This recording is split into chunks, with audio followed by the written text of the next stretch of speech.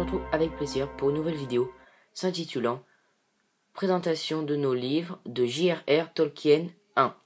Donc c'est le premier épisode d'une petite série de vidéos courtes qui vise à présenter tous nos livres de J.R.R. Tolkien que nous avons. Nous allons vous détailler à certains moments les livres. Quand cela est possible, vous nous donnez notre avis sur les adaptations cinématographiques et vous conseiller de l'acheter ou non. Enfin, on va vous dire notre avis.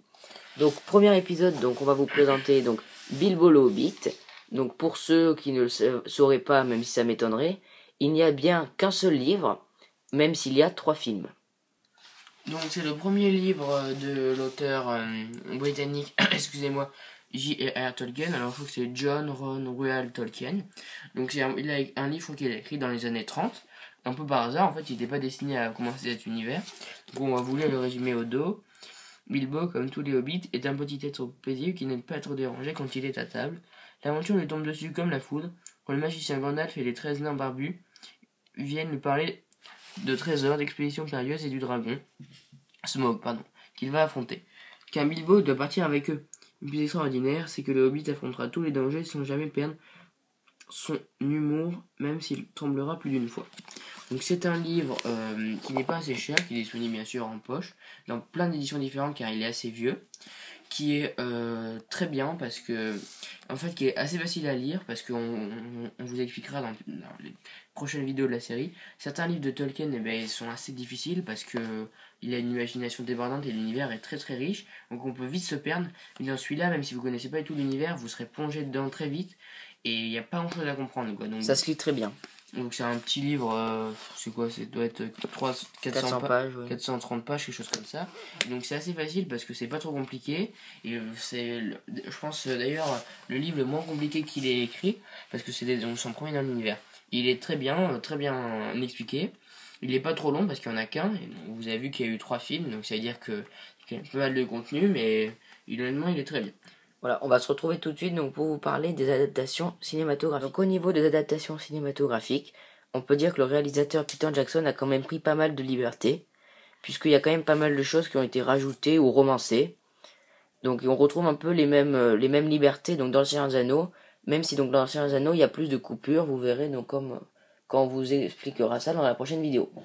Donc déjà par exemple, premier exemple, Azog, qui dans le livre est déjà mort du début à la fin.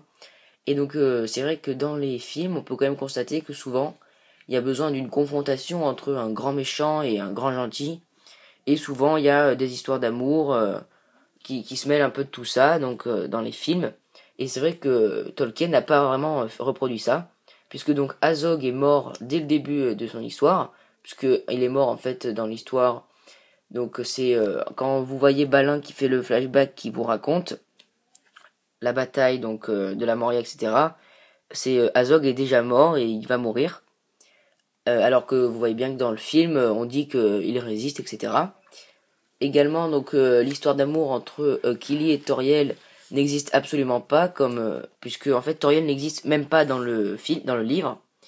C'est donc une invention pure du film pour justement, je vous dis, faire un peu cette histoire de roman romancé un peu.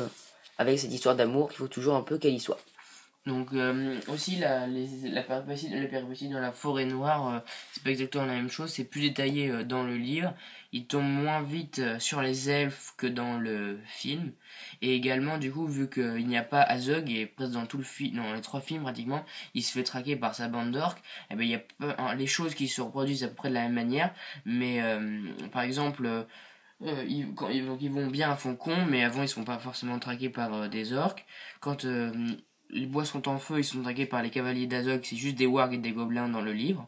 En fait, il n'y a pas tellement cet acharnement les compagnies est harcelée, mais c'est pas la même personne qui se déplace, comment dire, du début à la fin pour les attaquer. Donc c'était tout pour les événements sur l'adaptation cinématographique. Après, je pense qu'on pourrait donner d'autres éléments, mais ça fait un petit moment qu'on a lu le livre et après on n'est pas non plus des critiques littéraires ou cinématographiques. On fait juste la vidéo pour vous donner notre avis, notre point de vue. Pour vous donner envie de lire le livre. Si vous l'avez pas déjà lu. Ou que vous ayez des connaissances un peu si ça vous intéresse sur les différences entre film et livre.